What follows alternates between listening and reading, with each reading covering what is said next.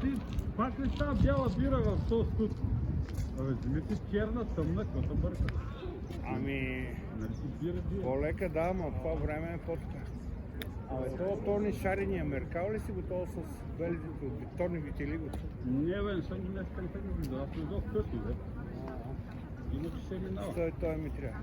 За масаж? Не, за бизнес. Да, той е конкурс, бизнес. Ти виждал ли си го на време, като бил културист? Показваме на телефон. Я дай 5 копита.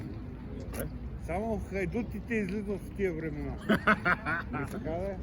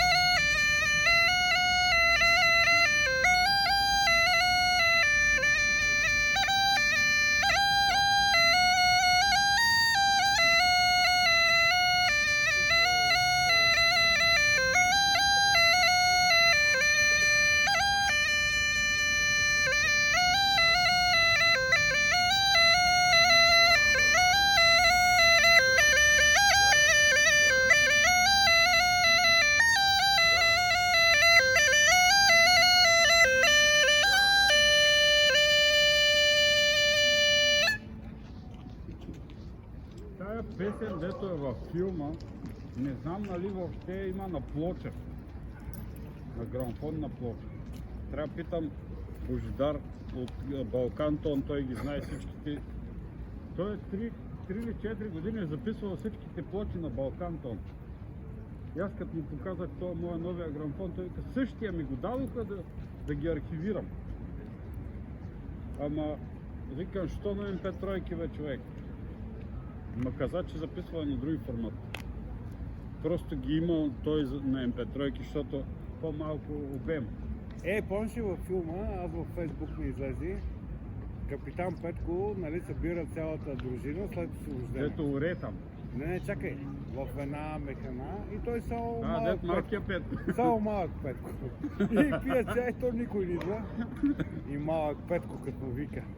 Нали с мустаците, и вика. Абе, капитан. Абе, що не си фанем пака и до тлука, вика.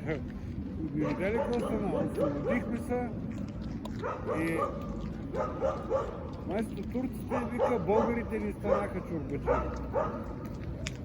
Да, това е такива послания има в тези филми. Да, уникален филм.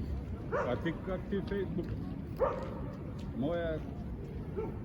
оказа се, че... какво стана? На Варна ми трият един Фейсбук.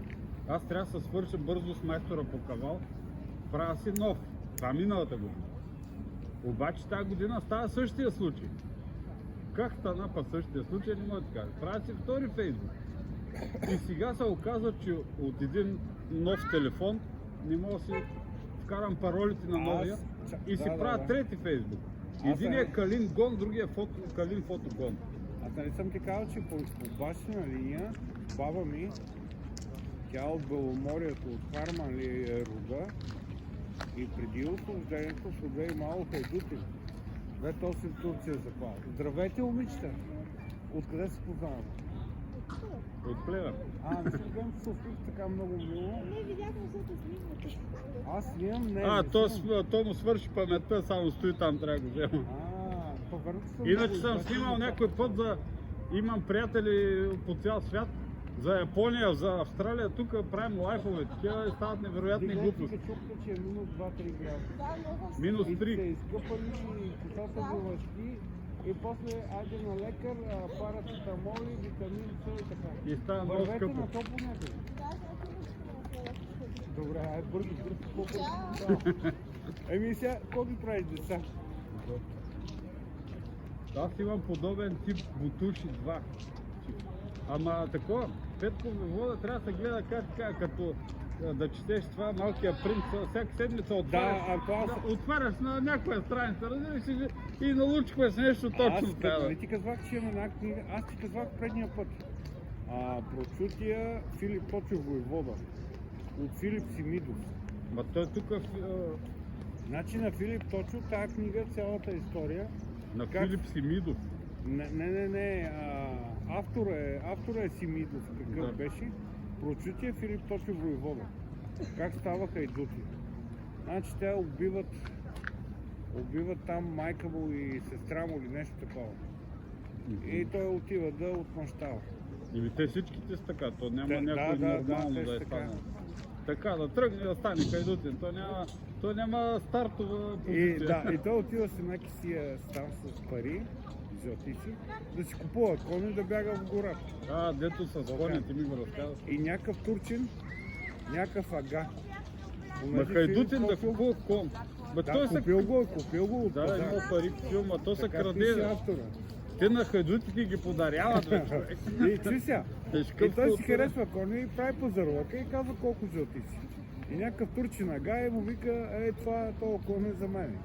И Филип Точев вади ножа и замахва и му реже едното ухо.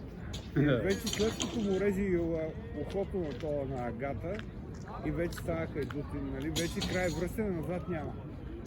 Това, то нож, за да му отреже ухото, Той е значи, посегнал към главата и оня се дръпнал. представи си каква грижа за оръжието е това. Да, и колко остър е бил. Има една история, де ми я разказва един полусляп програмист, той вече напълно ослепя. И той сега разказва само такива истории, това му останало. Отишли Кажи, бе. майстори. Господине, не съм враг. Искам за този човек да кажа добро, защото нито няма някой девет тук. Аз ги оправих набързо, не европейта. Але видяй какво ми направи. Той човек Извинявай, имаме приказка, извинявай, ние не жери. Какво? Отиват едни бойци, млади кандидати по бой с сабя, нали, в Япония става въпрос, с катаната, при някакъв известен майстор, дето всяка грешка е смърт при него, няма това нова. Дали в Турция, дали си там в Турция. И те се изпробват. И те се изпробват. Калфан. Ела ти ви разкажи на вас една история всякъде, бързо ти, ела. Калфан. Сега. Две нощи ме измъчиха в Ела бе, Калфан. Пламене, ела бе! Отишли едни майстори, такива млади, нали, така, при някакъв много голям майстор в Япония да се изпробват с меча, ама закъснели цял ден ходили пеш и той рекал, тук татамито ще ви настана, това, такова, сутринта, защото, нали, цял ден боеве и такова. Ама при него няма смърт или такова ще или такова. Всеки се изпробва. И сутринта се събуждат, нали, вечер или това, събуждат се и до тях по една роза. И един е останал и си тръгнал. И другите били избити.